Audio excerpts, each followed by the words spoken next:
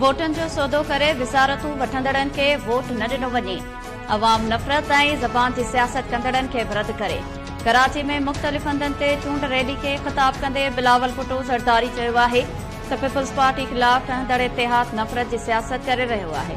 अवाम तीर ते ठपो हणी नफ़रत वारी सियासत जो ख़ात्मो आणे। कराची वासी मकानी चूंडनि जीअं आम चूंडनि में बि पीपल्स पार्टी खे कामयाब कनि त जीअं शहर जो नक्शो तब्दील करे छॾींदासीं। बिलावल जी क़यादत में निकितल रैली जी हर हंध ते शानदार आज़ियां।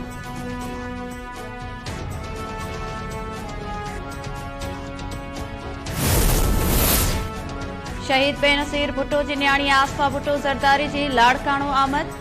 अनवर आबाद में पीपल्स पार्टी जे वर्कर्स कन्वेंशन खे ख़िताब कंदे आसफा भुट्टो ज़रदारी चयो आहे त अवाम जी ख़ुशी असांजी ख़ुशी आहे। अव्हां वटि हली आई आहियां। बिलावल जो साथ ॾियो त जीअं बिलावल इलेक्शन में कामयाबी बाद अव्हां लाइ ॻाल्हाए ऐं विढ़ी सघे। ॿियूं पार्टियूं पंहिंजे लाइ पर बिलावल अवाम लाइ इलेक्शन विढ़े पियो। इलेक्शन में कामयाबी खां पोइ बिलावल जे ॾिनल मंशूर ते अमल कयो वेंदो। अव्हां शहर में रहो या बहिराड़ीअ जो हक़ हुजो। सिहत अव्हां जो बुनियादी हक़ आहे जेको अव्हां खे मुफ़्त में मिलणु घुर्जे। कची आबादी खे रेगुलाइज़ करायो वेंदो। 300 यूनिट ताईं बिजली बि मुफ़्त फ़राहम कई वेंदी।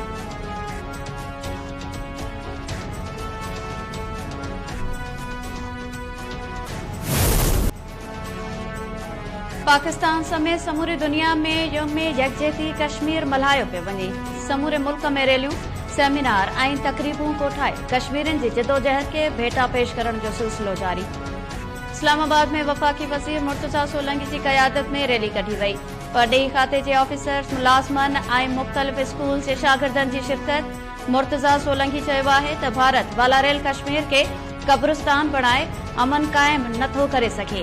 भारत गॾियल क़ौमुनि जे ठहराव ते अमल करे।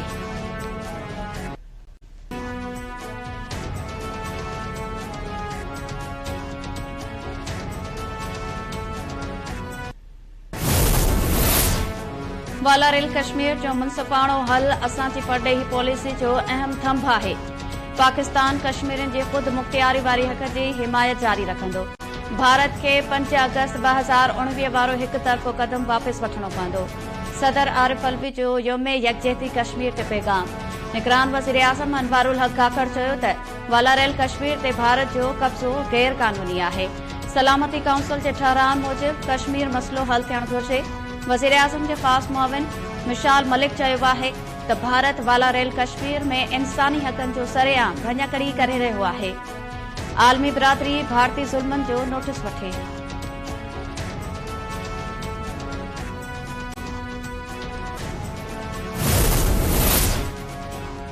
पाक फ़ौज पारां बि कश्मीरियुनि खे संदन जदोजहद ते ज़बरदस्त भेटा पेश। ISPR चयो आहे त कश्मीरी अवाम लगातार इंसानी हक़नि जी संगीन भञकड़ियुनि खे मुंहुं ॾेई रहिया आहिनि। भारतीय फ़ौज ॾहाकनि खां कश्मीरियुनि जो जज़्बो दॿाइण जी नाकाम कोशिश करे रही आहे। कश्मीर मसइलो गॾियल क़ौमुनि जे ठहराव मूजिबि हल थियणु घुर्जे।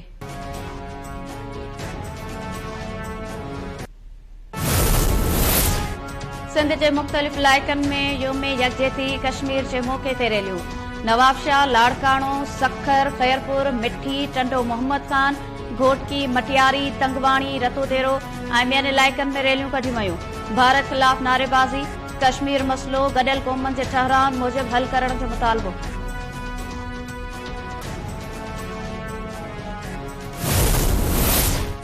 Peoples Party chairman Bilawal Bhutto Zardari आम चूंडनि में धांधली जो ख़दशो ज़ाहिर करे छॾियो।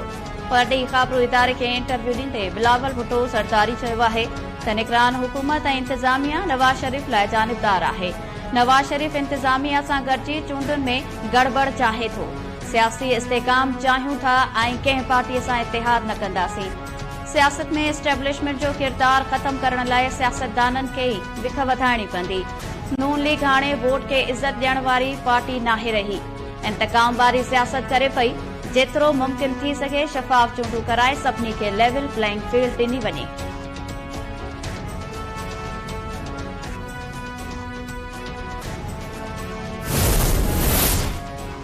मुंहिंजे ख़िलाफ़ फ़ैसिला ॾींदड़ पाण इस्तीफ़ा ॾेई घर हलियो वियो आहे। मूंखे सॼी उमिरि लाइ नाअहल करार ॾिनो वियो पर अव्हां जे साम्हूं बीठो आहियां। मूंसां त ग़लति थियो पर नुक़सान पाकिस्तान जो कयो वियो। मरी में जलसे खे ख़िताब कंदे नवाज़ शरीफ़ चयो आहे त मुंहिंजे दौर में मानी ऐं पेट्रोल सस्तो हुओ, हाणे बि मूंखे चूंडियो वियो त मुल्क ऐं अवाम जी ख़िदमत कंदसि। मरियम नवाज़ चयो त जेकॾहिं पाकिस्तान खे नवाज़ण चाहियो था त नवाज़ शरीफ़ खे वोट ॾियो, पंहिंजा मसला हल करण लाइ शींहं खे चूंडियो।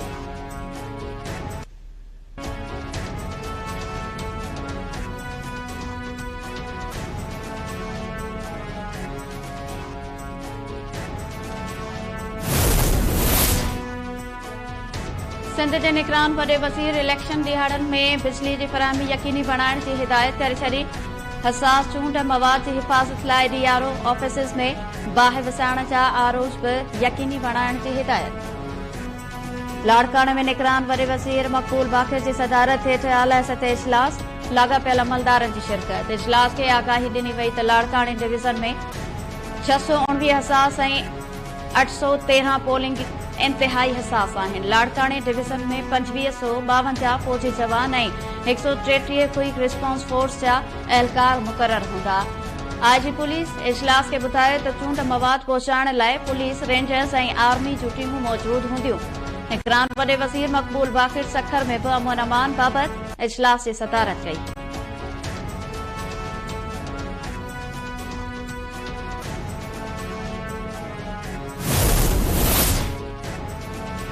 सिंध में इलेक्शन जूं तयारियूं मुकमल आहिनि। 7 फ़रवरी ते चूंड सामान पोलिंग स्टेशन ते पहुचायो वेंदो।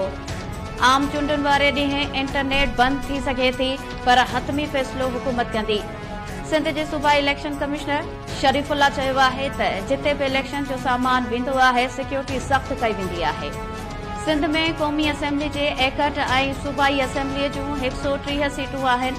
सूबे में 19,008 पोलिंग स्टेशन क़ाइम कयूं वयूं आहिनि।